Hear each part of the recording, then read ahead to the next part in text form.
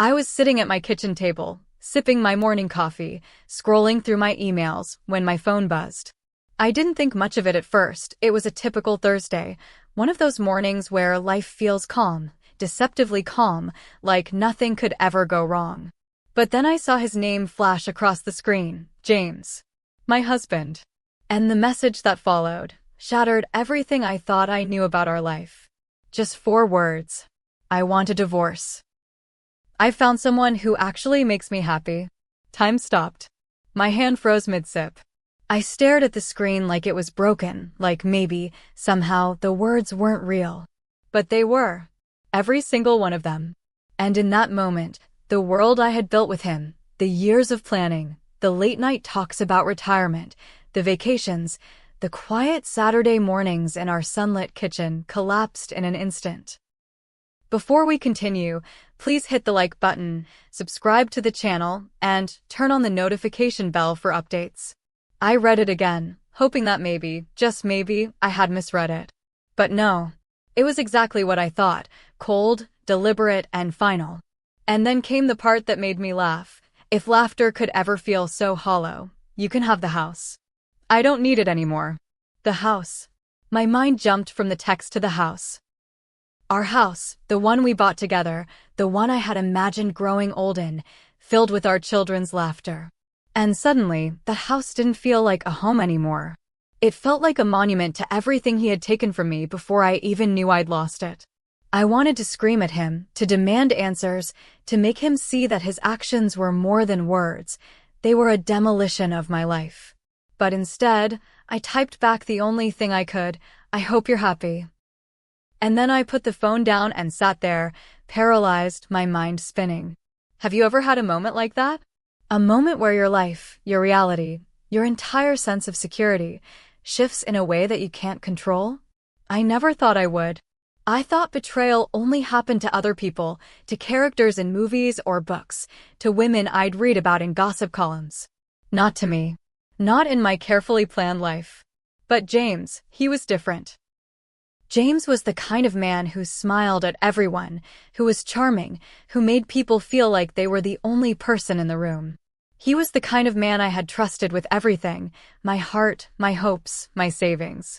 And now he had proven that all of that trust was nothing more than a facade, a carefully constructed illusion. I remember the exact moment I realized it wasn't just emotional betrayal. It wasn't just that he had found someone else, someone who made him happy in ways I apparently could not. It was worse.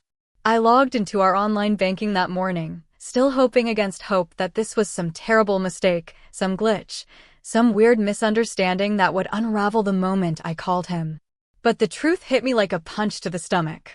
Every single penny in our retirement accounts, gone. Transferred. Vanished into a private bank I had never heard of.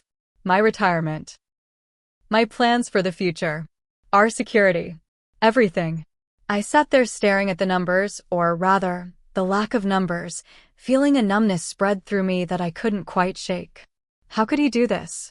How could someone I loved, someone I had promised to grow old with, erase our future as if it were nothing? The irony was crushing.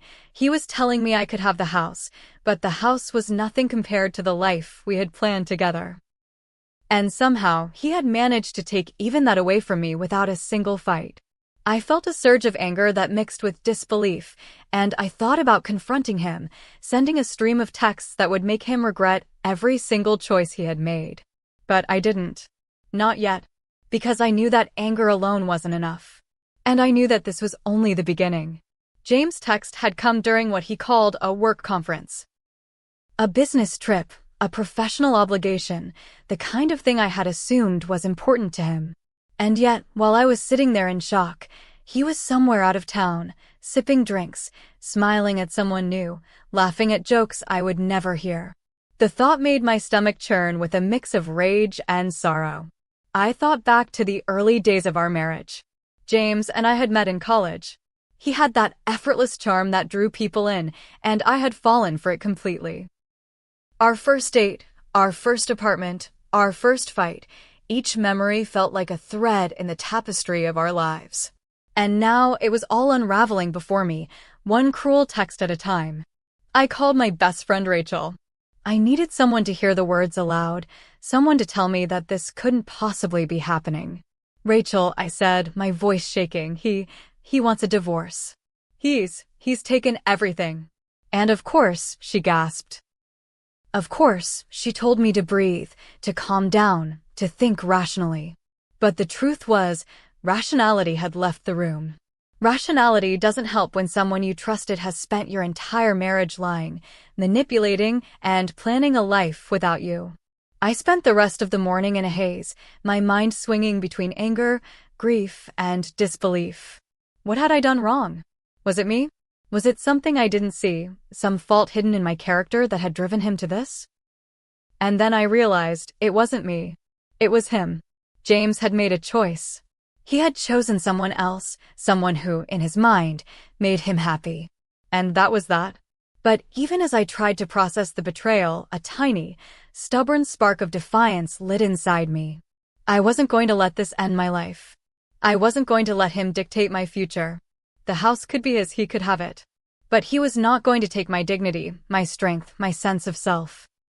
And I knew, deep down, that what came next would define me more than anything else had in my life. And that's when I saw it. Another message. This one wasn't from James, it was from our bank. Unauthorized transfer detected, it said. Please contact us immediately. My hands shook as I picked up the phone. Something told me that the morning's revelations were only scratching the surface. Something told me that the life I thought I knew, the man I thought I loved, was capable of far more than I had ever imagined. Have you ever felt that? That gut-wrenching, bone-deep certainty that the worst is not behind you, that the storm is only beginning? That was me at that moment.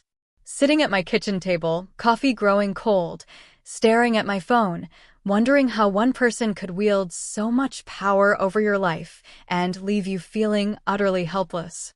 I knew I had to act. I knew I had to find out everything, who Sophie Lane was, how deep James' betrayal went, and what steps he had taken to secure a life that excluded me completely.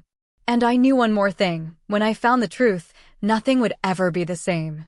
I didn't know it yet, but that day would mark the beginning of a journey filled with deception, betrayal, revelations, and, ultimately, empowerment. It would be a journey that tested every ounce of patience, every shred of courage I had left. And it all started with one text. One life-altering, world-shattering text. It started with a text. That forward sentence that would redefine everything I thought I knew about my marriage. I want a divorce. I found someone who actually makes me happy. I read it once, twice, 3 times, as if repeating it would somehow erase it. It didn't. The words stayed, sharp and cruel, cutting into every memory, every plan, every moment we had shared. I remember sitting there, frozen, my hands trembling over my phone. The world around me, the hum of the refrigerator, the distant barking of our neighbor's dog, the soft ticking of the wall clock, seemed impossibly loud, echoing like a cruel mockery. How could he do this? How could someone I had trusted with every piece of my life, someone I had loved with everything in me, reduce years of marriage to a few text messages? And then came the part that made my blood boil. You can have the house. I don't need it anymore. Those words. I read them over and over, and each time, they made me want to scream. The house wasn't just bricks and walls, it was our sanctuary. It was where we had spent Saturday mornings sipping coffee, where we had painted the nursery together, where I had imagined growing old with him. And suddenly, it didn't belong to me. Or maybe it did, in a literal sense, but he had stripped it of any meaning, any warmth, any shared future. I stared at the phone, my chest tight, my mind racing. I wanted to call him, to demand answers, to beg, to curse. But I didn't. Instead, I typed what I thought was the only thing I could say without crumbling completely. I hope you're happy. Short. Sharp. I hit send and put the phone down. Had you ever felt that kind of shock? The kind that makes your body stop working properly, that freezes your thoughts, that turns a simple morning into a living nightmare? I had never known it before. And yet, there I was, sitting in the quiet of our kitchen, staring at a life that had disappeared in an instant. I tried to remember the good times, hoping they would anchor me, give me some stability. The first time he held my hand on the campus lawn, the late-night drives where we talked about everything and nothing, the vacations we had planned, meticulously, down to every restaurant and every site. And yet, even those memories felt tainted now, like a photograph smeared with ink. After a long moment, I forced myself to act. I had to check our accounts. I had to see if he had, in fact, been serious. My hands shook as I opened the banking app, fingers hovering over the login screen. What I saw next made my stomach drop. The balances were gone. Every penny in our joint retirement accounts had vanished, transferred to a private bank somewhere I had never even heard of. My future, meticulously planned and worked toward, evaporated with a few swipes of a digital pen. Panic surged through me, hot and suffocating, and my hands flew to my face as I whispered, "No, no, this can't be real." It was real. Every number confirmed it. James had emptied our accounts. He had done this while at his so-called work conference, a business trip I had assumed was important. And somehow, in his mind, this made him justified, maybe even righteous. He was leaving me with the house, yes, but stripped of everything else that mattered. Security, dignity, our plans, and perhaps most cruelly, the illusion that our marriage had been based on love and trust rather than deception and selfishness. I didn't know what to do first, call him, scream, cry, run to Rachel, my best friend, and collapse into her arms. I felt paralyzed. The betrayal wasn't just emotional, it was financial, logistical, and calculated. I realized, as I sat there trying to breathe, that I was dealing with a man who had carefully orchestrated his departure, one step ahead at every turn. I did call Rachel eventually. Her voice was a lifeline, trembling as she said, "Emily, oh my God. Are you okay?" I wasn't okay. I was anything but. But I spoke through the shaking of my hands, through the tears that had begun to fall. He's taken everything. All of it. And he wants a divorce. I don't know what to do. She tried to reassure me, tried to offer calm advice, but I couldn't hear her rational words over the thundering in my head. Every memory of our life together was colliding with the reality of his betrayal. And it wasn't just the money. It was the audacity of it. The casual cruelty. The way he had reduced our life to a few sentences on a screen. I thought about confronting him in person. The thought made my stomach churn with both fear and fury. But I knew deep down that this wasn't just about a conversation or an argument. This was about power, about control, about a man who had decided, without hesitation, that his happiness mattered more than our marriage, more than the life we had built together, more than the trust that had once bound us. And yet, even as anger surged through me, a small spark of determination lit up in my chest. He could take our accounts. He could take our plans. He could even have the house. But he would not take my dignity. He would not take my sense of self. And I knew in that moment that I was about to start a fight he would never see coming. I remember sitting back, phone in hand, staring at the empty balances and thinking about the life we had envisioned together. Our dreams of retirement in a quiet cabin by a lake, our plans to travel, our long conversations about how we would grow old together. They had all been swept away by a few typed words and a few clicks in a bank app. And I knew that finding out why and how deep this betrayal ran would consume me. That's when the second message came. This one wasn't from James. It was from the bank. Unauthorized transfer detected. Please contact us immediately. My fingers trembled as I dialed the number listed, and a voice answered on the other end. Calm, professional, but firm. "Ma'am, we're going to need to verify some details. Can you come into the branch today?" The calmness of her voice was almost cruel. Almost. Because inside, I was anything but calm. The storm had only just begun. And I realized that James had not only betrayed me emotionally, he had set in motion something much larger, something that I had no idea how to confront. I didn't know yet what his plan was. I didn't know yet how far he would go, how carefully he had plotted every step of leaving me behind. But I knew one thing. I was not going to let this destroy me.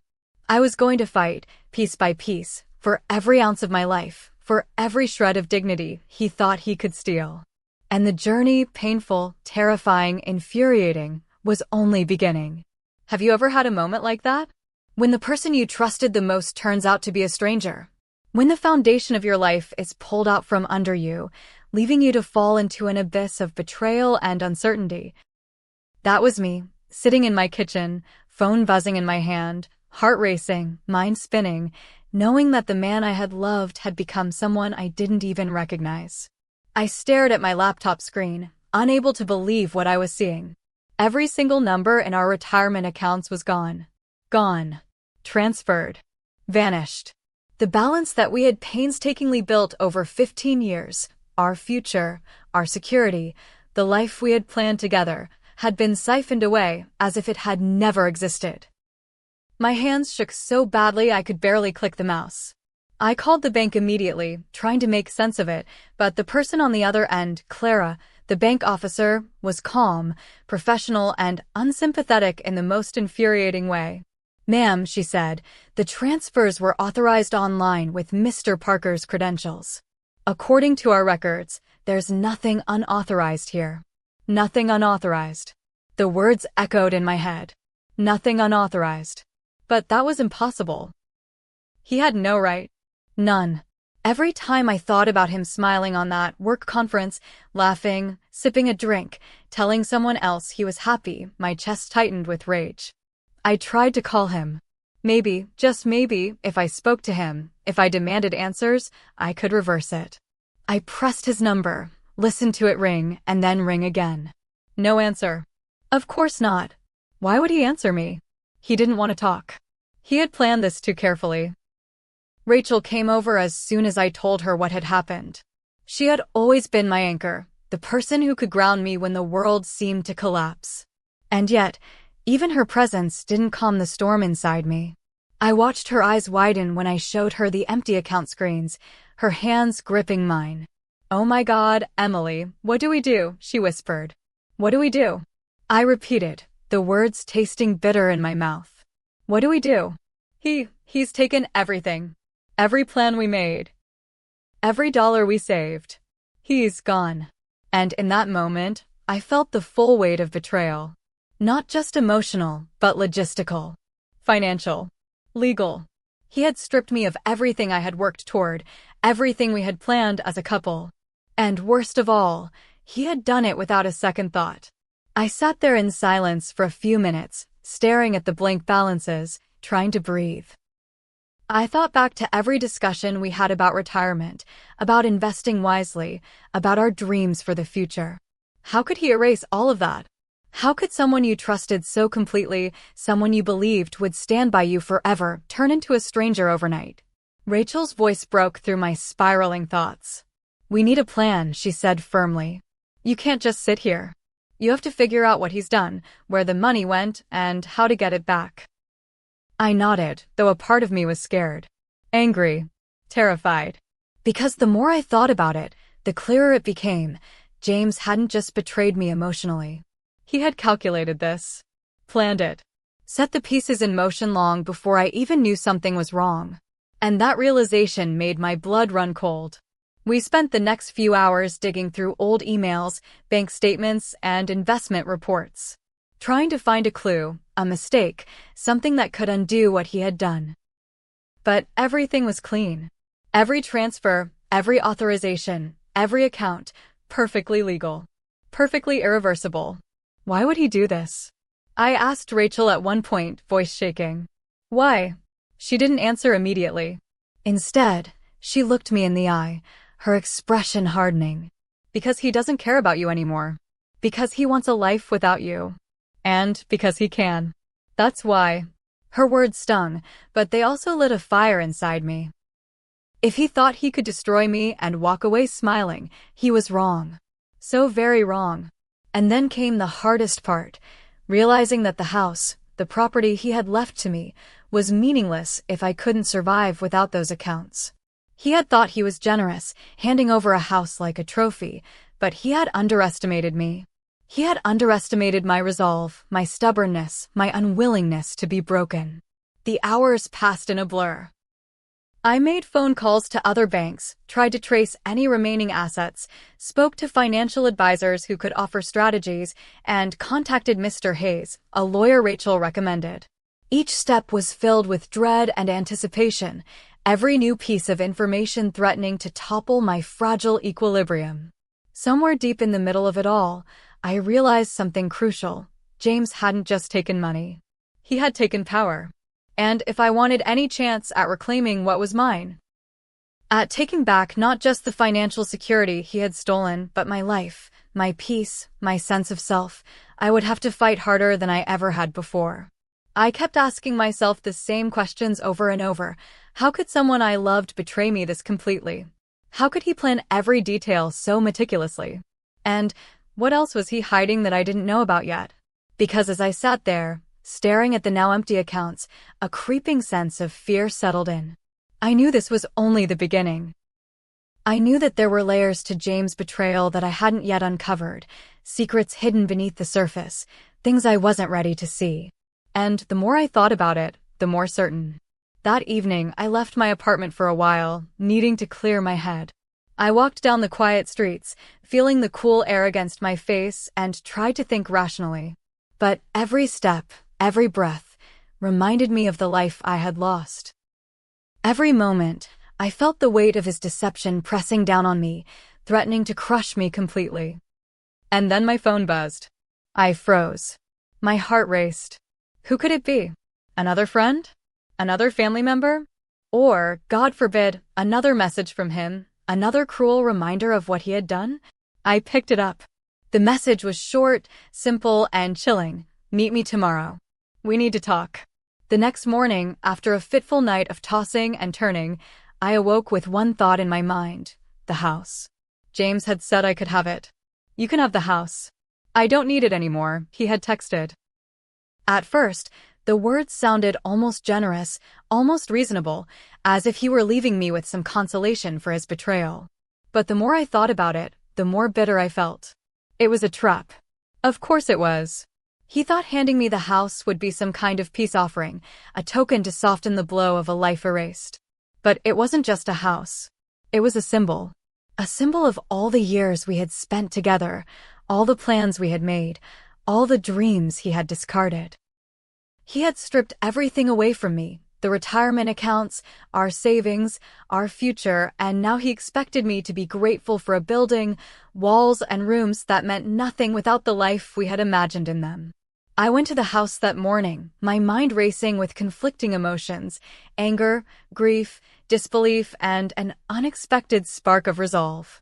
The driveway was empty, quiet, the morning sun casting long shadows over the neatly trimmed lawn. It looked untouched, pristine. In fact, it was as if nothing had changed at all, except that the life I thought belonged to both of us had been claimed by him, and yet, paradoxically, left in my hands. The front door opened easily. I stepped inside, and a wave of memories hit me like a physical force. The smell of fresh paint in the living room where we had spent countless evenings, the warmth of the kitchen where we had planned meals together, the sunlight streaming through the windows that I had always loved. And yet, it felt hollow, empty. The walls that had once felt protective now felt like witnesses to a betrayal I couldn't yet comprehend fully. I walked through each room, touching the furniture, the walls, anything that could remind me of what had been real. I tried to convince myself that having the house meant something, that maybe there was a shred of hope buried somewhere beneath the devastation. But every corner, every photograph, every memento whispered a cruel reminder. James was gone, and he had left this place as a hollow monument to his deceit. I found myself standing in the living room, looking out the window at the garden we had planted together. The roses he had insisted on, the little vegetable patch I had tended with care, it all seemed so small now, so meaningless compared to the destruction he had wrought in my life. And yet, there was something powerful in that realization. If he thought the house could break me, he was wrong. The walls around me couldn't imprison my determination. The garden couldn't contain my resolve. Rachel called me again, her voice urgent. "Emily, don't get lost in it. Don't let him manipulate you with empty gestures. He's playing a game, and you can't let him win." I know, I said, trying to convince both her and myself. But the truth was, I didn't fully understand the game yet. James had orchestrated everything with precision, emptying the accounts, finding someone else, sending the text. And now, the house, presented as a gift, was another calculated move. I spent hours going through the property, checking locks, reviewing documents, trying to find any clue that might tell me more about his plans. There was nothing obvious. Everything was as it should be on the surface. But the sense of unease never left me. He had left me a house, yes, but at what cost? And what else had he left behind that I didn't know yet? As the day wore on, I began to notice small things. A faint scent in the hallway that didn't belong, a set of footprints in the dust on the back porch, subtle indications that someone else had been here recently. My heart raced. Could Sophie have been here? Had James invited her into the house before telling me about her? The thought made my stomach turn, a mix of rage and humiliation flooding through me. I couldn't stay idle. I needed information. I needed answers. And so I did the only thing I could. I started tracking Sophie Lane, the mysterious woman who had upended my life. Her name was everywhere online, social media profiles, photos, mentions in obscure articles. And yet, she remained elusive, almost untouchable. The more I looked, the more I realized that James hadn't just betrayed me emotionally and financially, he had drawn me into a web of secrecy and deception that I was only beginning to understand.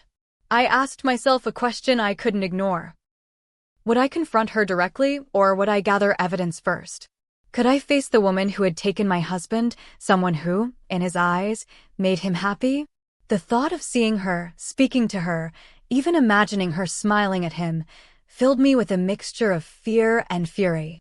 I wanted answers, but I also wanted to protect myself from further heartbreak. Hours passed, and the house began to feel less like a sanctuary and more like a battleground. Every room, every corner, every familiar object seemed charged with tension. The walls that had once held laughter now held the echoes of betrayal. And yet, as I stood in the empty kitchen, I realized something profound. James could take our money. He could leave me with this hollow house. He could even try to erase our life together, but he could not take my strength. By evening, I had made a plan. I would start investigating Sophie, uncovering every detail I could about her, about James' relationship with her, about what he had done while I had been blissfully unaware. I knew it wouldn't be easy. I knew it would be painful. But I also knew that I had no choice.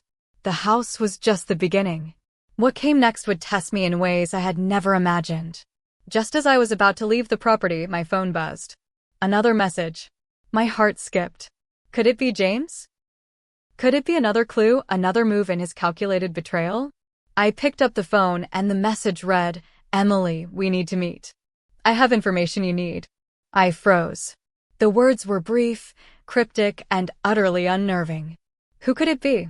Someone with knowledge of James' plans? Sophie? Or someone else entirely? And more importantly, could I trust this person? The house stood silent behind me as I stared at the screen, realizing that what I had believed was the worst part of my day. The text, the accounts, the betrayal, was only the beginning. Something bigger was unfolding, and I was about to be pulled into it, whether I was ready or not. I had a name now, Sophie Lane. The woman who had walked into James' life and upended mine. At first, it felt surreal. I had spent so long picturing some vague other woman in the background of my marriage, a shadow I could ignore. But now she had a face, a life, a presence. And somehow, she had managed to worm her way into James' heart with a precision I couldn't yet understand. I started with the basics. Social media. Public records. Anything that could give me a hint of who she was, what she wanted, and how deeply she had entwined herself with James. It was tedious work, scrolling through photos, cross-referencing locations, noting mutual connections. But with each discovery, my anger grew, matched only by a gnawing curiosity I couldn't shake. Who is she really? And why him? Her online presence was carefully curated, pictures of exotic vacations, chic cafes, perfectly staged selfies.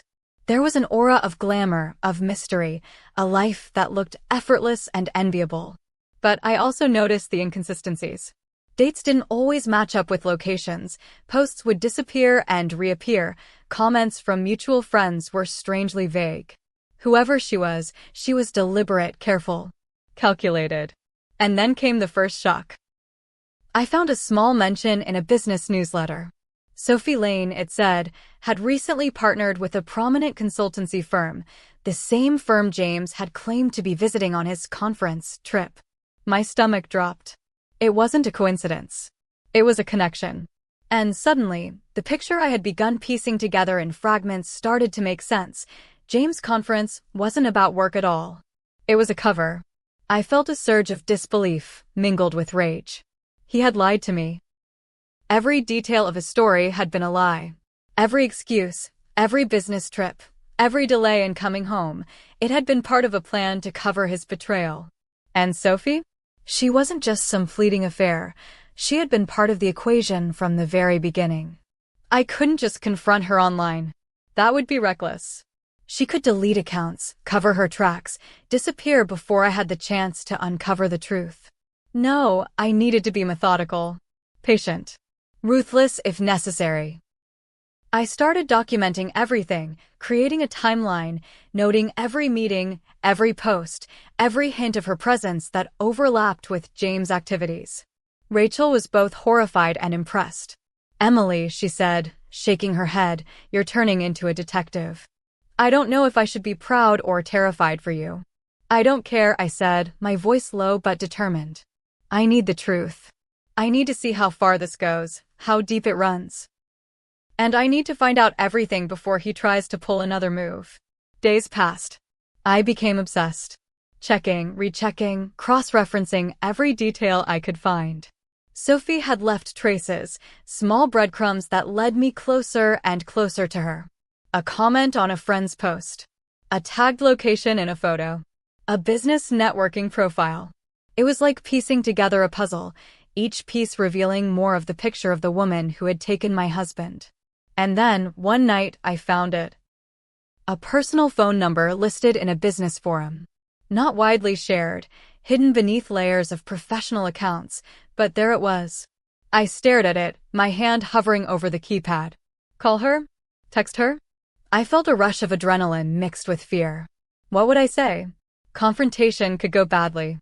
She could turn it around, make me look unstable, make me look irrational.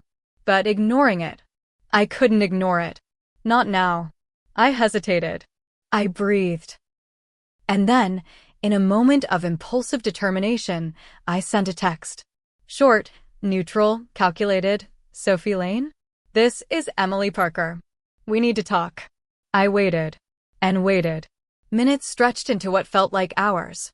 Every ping of my phone made my heart leap, only to sink again in disappointment. And then, finally, a response. Just 2 words, "We can meet." That was it. Simple, calm, almost dismissive. But it was enough to send a shiver down my spine. I realized, with a mix of fear and excitement, that the confrontation I had imagined countless times in my head was about to become real. I would see her, face to face. And I would find out everything. But even as I planned the meeting, a small voice in the back of my mind whispered a warning. This could go very wrong. She could be charming, manipulative, dangerous even. James had chosen her for a reason. And I had no idea what I was walking into. That night, I barely slept. I kept imagining scenarios. What if she denied everything? What if she had James' full support and turned the situation against me? What if she was nothing like I expected, and I was about to step into a trap I couldn't see? The questions kept swirling, and yet, beneath them all, there was a burning determination. I would know the truth. And when I did, nothing would ever be the same. The next morning, I left my apartment early, driving toward the cafe where Sophie had agreed to meet. The streets were quiet, the sun just rising, casting long shadows over the city. I felt a strange mixture of fear and anticipation, my stomach nodding with every turn of the car. I arrived first. The cafe was small, tucked into a side street, the kind of place that felt intimate and private, perfect for a conversation that could change everything. I sat down at a corner table, trying to steady my breathing, my mind racing through every possible scenario. and then I saw her. Sophie Lane. Walking through the door with a calm confidence, her posture perfect, her expression unreadable. She smiled at the barista, ordered her coffee, and then scanned the room. Our eyes met, and for a split second, I felt a jolt of something unexpected: recognition, anger, curiosity, fear. She approached, and I stood. "Emily Parker," she said, her voice smooth, controlled. "Yes," I said, keeping my tone even. "We need to talk." She smiled faintly, almost indulgently. "Of course. Let's sit." As we sat down, I realized something crucial. This was no longer just about betrayal. It was about strategy, intelligence, and power. Sophie Lane was more than a name. She was a player in James' world, and I was stepping directly into it. I took a deep breath, my hands gripping my coffee cup. "I want to understand everything," I said. "Your relationship with James. How long this has been going on. And what your intentions are." Sophie tilted her head, studying me carefully, her expression unreadable. "I think you already know more than you realize," she said. And, just like that, I felt the ground shift beneath me. I had imagined this confrontation 1,000 times in my head. I pictured myself storming into her life, confronting Sophie Lane with the fury and heartbreak that had been building inside me for weeks. I imagined asking her the questions that burned at the edges of my thoughts. How long? When did this start? Did you know what you were doing to me? Did you even care? But reality, I quickly discovered, doesn't work like fantasy. We met at a small, quiet cafe, the kind with soft lighting and intimate tables. I arrived early, my heart pounding with anticipation and nerves. I rehearsed what I would say, how I would hold myself, how I would make her see the truth of the devastation she had caused. But as soon as she walked in, I realized I had no idea what I was doing. Sophie Lane. Perfectly composed, calm, even beautiful in a way that felt almost cruel in the context of everything I had lost. She smiled at the barista, took her coffee, and then turned to me. Our eyes met, and for a split second, I felt something unexpected, a flicker of fear, of doubt. She didn't look guilty. She didn't look nervous. She looked untouchable. "Emily Parker," she asked, her voice smooth and controlled. "Yes," I said, trying to keep my voice steady. "We need to talk." "Of course," she replied, taking the seat across from me. "Let's talk." And that's when the realization hit me. I had no leverage. I had anger, yes. I had betrayal. I had stolen future savings and a hollow house. But against this woman, against the precision and poise she carried, I felt suddenly exposed. I started carefully, trying to gauge her reactions. "I want to understand," I said. "I need to know everything about your relationship with James. How long it's been going on. What your intentions are. I need the truth." Sophie tilted her head, a faint smile on her lips. "I think you already know more than you realize," she said. Her tone wasn't mocking, but it wasn't apologetic either. It was neutral, almost clinical, and it made my stomach twist. "Don't play games," I snapped, trying to assert some control over the situation. "I deserve to know." Her eyes softened slightly, but the intensity didn't leave her gaze. "I never intended to hurt you," she said. "But you're looking at this all wrong. It's not about destroying you. It's about finding happiness where it exists. For James. And for me." I felt a surge of anger so strong I could barely breathe. "Happiness?" I repeated, incredulous. "You call this happiness? You've destroyed a marriage, taken a man from his family, ruined a woman's life. How is that happiness?" She leaned back, calm, collected. "I didn't force him to make choices. That's on him. He's responsible for his own decisions." Her words were infuriating and, at the same time, strangely illuminating. She wasn't apologetic. She wasn't manipulative in the traditional sense. She was honest, in a way that cut deeper than lies ever could. For a moment, I froze. If she wasn't lying, if she wasn't trying to manipulate me, then the entire narrative I had been building in my head, the fantasy of confrontation, of vengeance, of forcing her to feel the pain I felt, was suddenly obsolete. I realized she was just another player in James' carefully orchestrated betrayal. She wasn't the villain. He was. And that knowledge made my blood boil even more. We talked for what felt like hours, and yet she revealed little. Hints, fragments, pieces that only deepened the mystery. She seemed to know about his transfers, about his manipulations, but she refused to take responsibility. "I'm not part of his finances," she said smoothly. "I have my own life." "You're letting your anger make assumptions." I wanted to scream at her, to force her to admit something, anything. But I couldn't. She was untouchable in her calmness, her detachment, her ability to remain completely composed while my world had fallen apart. And for the first time, I realized that confronting her directly wasn't going to give me the answers I needed. It wasn't going to solve anything. By the time our meeting ended, I felt a mixture of relief and frustration. Relief that I had seen her, that I had spoken, that I had faced one of the central figures in James' betrayal.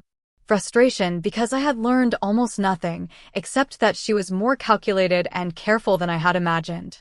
She left the cafe with the same composed, untouchable air, as if she hadn't just stepped into the center of a storm she had helped create. Walking back to my car, I realized something important. The confrontation I had imagined had been a fantasy. The reality was far more complex, far more dangerous. Sophie Lane was just one piece of James' puzzle, and if I wanted to reclaim my life, I would have to think smarter, act faster, and prepare for twists I hadn't yet anticipated. That night, I couldn't sleep. I replayed the conversation in my head, dissecting every word, every pause, every expression. What had she meant when she said I already knew more than I realized? Was she warning me? Threatening me? Or just pointing out the obvious? And then, just as I was beginning to drift into a restless sleep, my phone buzzed. A new message. Unknown number. Meet me. I have information about James' next moves. It's urgent. I stared at the screen, heart racing. Someone had insider knowledge. Someone was watching, someone knew things I didn't. And as I read the words again, I felt that familiar mixture of fear and anticipation. The next day, I received the location. A small, secluded office on the outskirts of town, far from the cafe, far from anyone I knew. The message had been brief but urgent. Come alone. You need to see this. It's about James. It can't wait. My stomach twisted with anxiety as I stared at the screen, unsure of what awaited me. But I knew I couldn't ignore it. I had to find out what he was planning next. I drove carefully, my hands tight on the steering wheel, my mind racing with questions. Who had sent the message? Was it someone loyal to James, trying to protect him? Or someone else, someone with knowledge of the financial transfers, the hidden accounts, the carefully orchestrated betrayal? Every possibility made my heart pound faster. The office building was small and nondescript, the kind you would pass without a second thought. I parked in the empty lot, heart hammering, and walked toward the entrance. The receptionist looked up, smiling politely, then gestured me to a waiting room. "They'll see you shortly," she said. I nodded, though the words felt hollow. I sat down, my mind spinning. Every second felt like an eternity. The silence was deafening, broken only by the soft hum of the air conditioning and the occasional shuffle of papers somewhere in the office. I tried to prepare myself for whatever was about to happen. I imagined allies, enemies, people who would reveal secrets I wasn't ready to hear. And then the door opened. A man stepped in, middle-aged, sharp suit, eyes that seemed to miss nothing. He introduced himself as Mr. Hayes, the lawyer Rachel had recommended. But he wasn't just any lawyer. He had documents in hand, folders thick with papers, spreadsheets, and bank statements. And the look on his face told me this wasn't going to be simple. "Emily," he said, his tone calm but serious, "I think you need to see this." He handed me a folder. I opened it slowly, my hands trembling. And what I saw inside made my stomach drop. Every transaction James had made, every transfer from our retirement accounts, every movement of funds into that private bank was documented in excruciating detail. The folder showed not just the amounts, but the dates, the approvals, and the final recipients. It was meticulous, calculated, and chilling. "Do you know how he did this?" Mr. Hayes asked. "He set up multiple intermediary accounts, shell companies, even offshore transfers. Legally, it's complicated, but technically, it's all above board. That's why it was so hard to trace. I felt a wave of despair. Every strategy one had considered, every legal action I thought might work, suddenly seemed insignificant. He had planned this with precision, leaving almost nothing for me to leverage. But Mr. Hayes continued, "There's more. He's not finished. There are indications he's planning to liquidate more assets, possibly before you can take any action. He's moving quickly. You need to act now." I could barely breathe. I had thought the worst was behind me, that uncovering Sophie and confronting her was the pivotal moment. But no, it was only the beginning. James had another layer of betrayal waiting, one that threatened to destroy everything I had left. "What can I do?" I asked, voice trembling but determined. Mr. Hayes leaned forward. "You need to understand the full scope. He's not just targeting finances. He's targeting control. He wants to erase your influence, make sure you're powerless. But there are ways to fight back legally, strategically, but you need to move fast, and you need the right allies." As he spoke, my mind raced. Every detail, every revelation, every new piece of information shifted my perspective. I realized something crucial. James' betrayal wasn't impulsive. It wasn't emotional. It was strategic. And if I wanted to survive, if I wanted to reclaim my life, I had to match him, step for step, move for move. Then, Mr. Hayes placed another folder in front of me. This one was different. Thicker. More personal. And when I opened it, my heart stopped. Photos. Emails. Text messages. Correspondence between James and someone I hadn't yet suspected, someone in his inner circle, someone who had been helping him coordinate every move. And buried within the folder, almost casually, were hints of a plan far bigger than I could have imagined. James wasn't just planning to divorce me. He was planning to erase me, my influence, and my future entirely. I stared at the folder, feeling a mix of terror and determination. Every moment of my marriage, every trust one had placed in him, every plan I had made, all of it had been manipulated, calculated, orchestrated. And yet, beneath the despair, a fire ignited. I wasn't going to let him win. Not now, not ever. As I left the office that day, folder clutched tightly to my chest, I realized one undeniable truth: the confrontation with Sophie, the discovery of the empty accounts, the hollow house. Those were just chapters in a story that was far from over. James had set the stage for something much larger, something that threatened to consume me entirely. And I knew deep down that the next move would be critical. One wrong step, one hesitation, and everything could be lost. I glanced at my phone as I walked to the car. Another message. Unknown number. Be ready. He's watching everything. They think you don't see. But you do. Come prepared. My blood ran cold.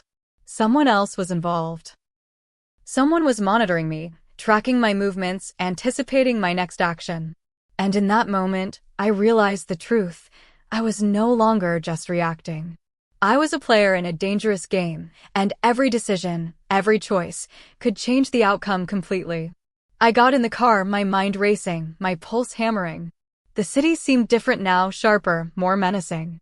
Every passerby, every car, every shadow felt like a part of this unfolding story. And as I drove home, one thought dominated my mind. Whatever James had planned next, I had to be ready. The days that followed were a blur of research, phone calls, and strategy sessions. I couldn't think about anything else. Every moment was consumed with piecing together James' plan and anticipating his next move.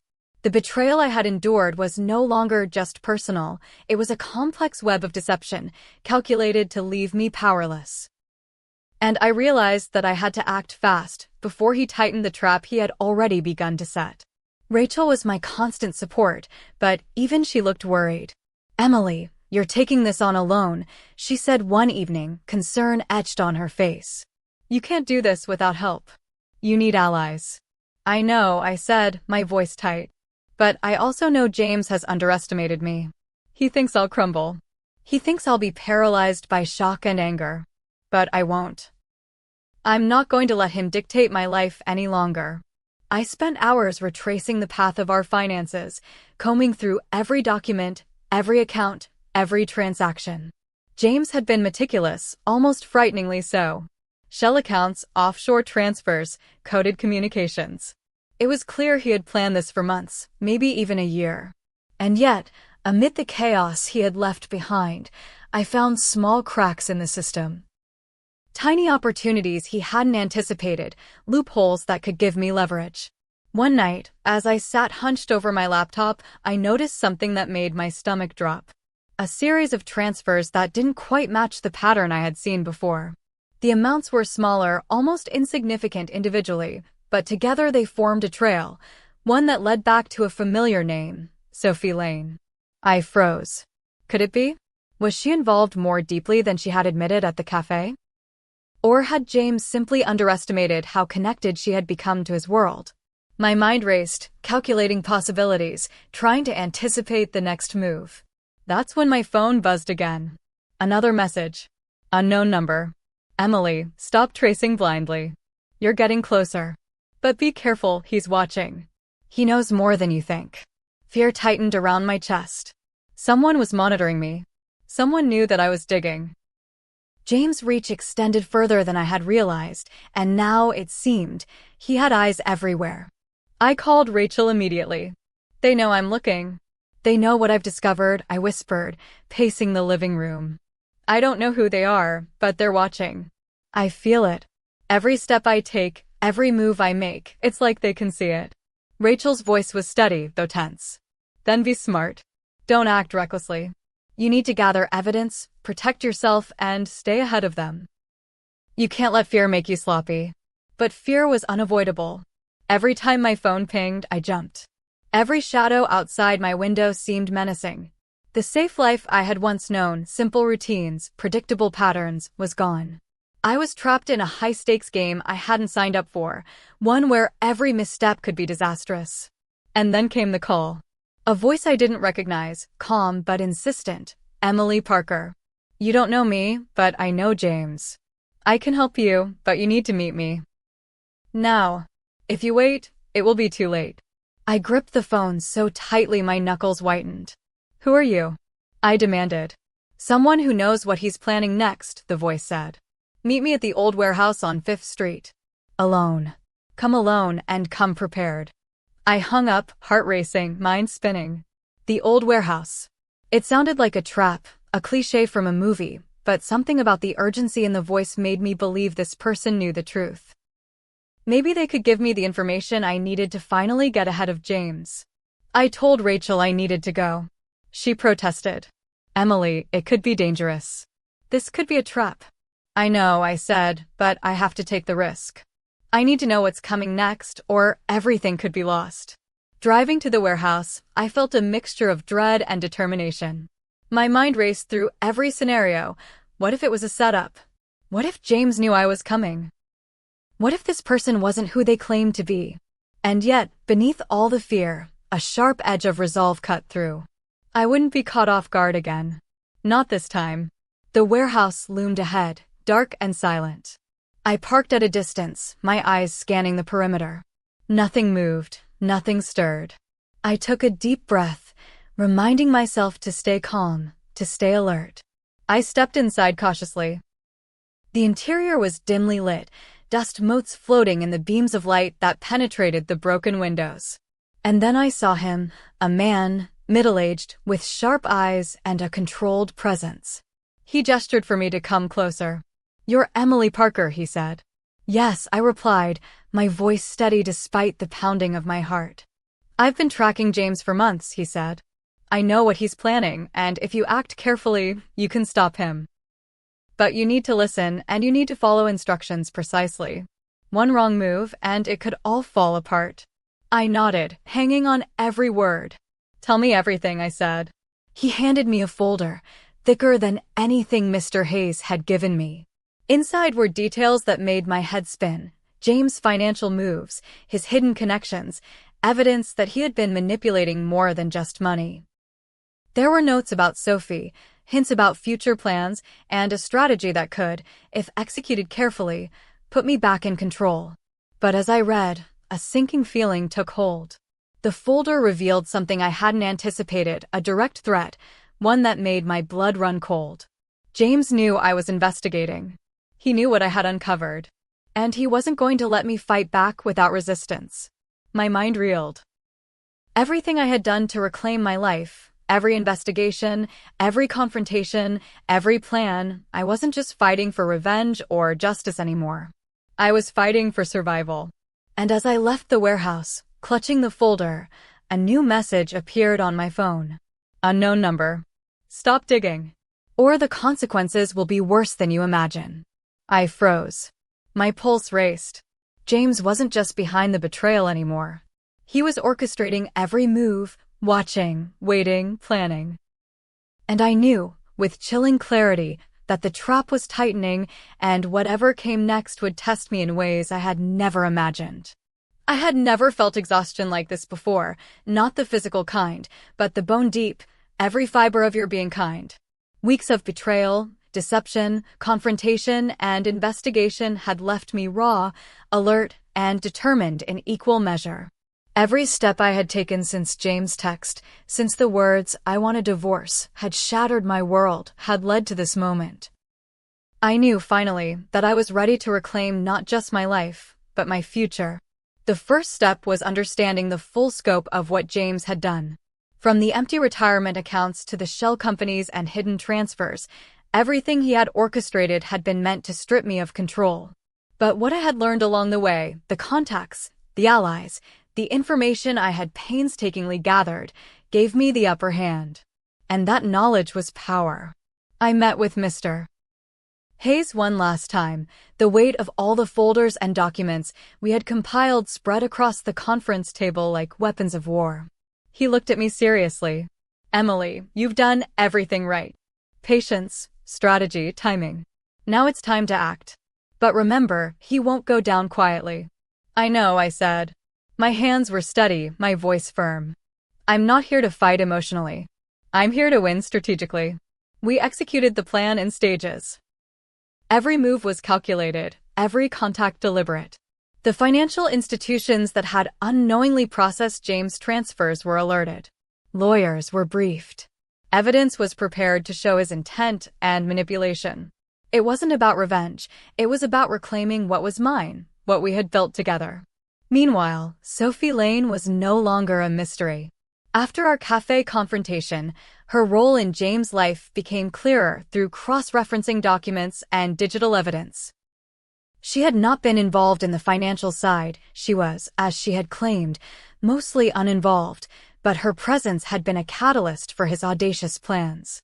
I confronted her one last time, not with rage, but with clarity. She had no answers, no apologies, only the faint realization that I was no longer vulnerable, no longer prey. And then came James. The man who had emptied our accounts, abandoned our marriage, and orchestrated betrayal down to the last detail. He didn't come willingly. He thought he could maintain control, manipulate the narrative, and intimidate me into submission. But I was ready. Every step I had taken, the research, the alliances, the evidence, left him exposed, powerless against the force I had become. When we faced each other, the tension was palpable. James' eyes darted nervously, a flicker of fear crossing his face that I had never seen before. He had underestimated me. He always had. "Emily," he began, trying for a calm that came out as forced. "You don't understand." "I understand perfectly," I interrupted, holding up the documents, the proof, the evidence of everything he had done. "I understand that you thought you could erase me, that you could take everything we built and walk away unscathed. But you forgot one thing. You can't manipulate strength, courage, or determination. And you certainly can't erase a person who refuses to be erased." He faltered. The words hit harder than any argument, harder than any anger. He realized, finally, that this wasn't a game he could control anymore. The legal processes moved quickly after that. Every account he had manipulated, every transfer he had attempted, was contested. The financial institutions, armed with evidence, froze the accounts, reversed transactions where possible, and exposed the extent of his actions. Every loophole James had relied on was methodically closed. I watched, sometimes with disbelief, sometimes with vindication, as the house, the accounts, and every symbol of the life he had tried to steal were reclaimed. The sense of triumph was immense, but it wasn't gloating or revenge. It was the quiet satisfaction of justice served, of balance restored, of control regained. And yet, amidst the victory, there was reflection. I thought about the lessons this betrayal had taught me, not about him, not about Sophie, but about myself. About resilience, about courage, about the necessity of trusting oneself when the world turns against you. I realized how fragile security can be when it is built on others, and how powerful it becomes when you anchor it within yourself. I reached out to friends and family who had been worried, people who had stood by me through sleepless nights and despairing days. Their support reminded me that even when betrayal cuts deep, human connection and loyalty can mend what was broken. Rachel, especially, became more than a friend. She became a reminder that you don't have to face darkness alone, no matter how clever the adversary. And then came the final reckoning. James attempted one last move, a desperate maneuver to regain some semblance of control. But by then, I was ready. I anticipated every step, countered every move, and ensured that every strategy he had relied upon was rendered useless. The man who had once controlled my world was now a figure of impotence, his manipulations exposed, his plans thwarted.